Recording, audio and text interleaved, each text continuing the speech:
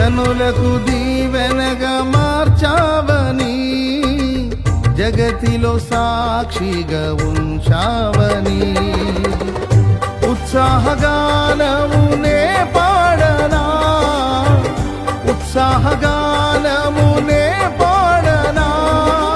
ఏదైనా నీ కొరకు చేసేందుకు ఇచ్చితివి బలమైన నీ శక్తిని.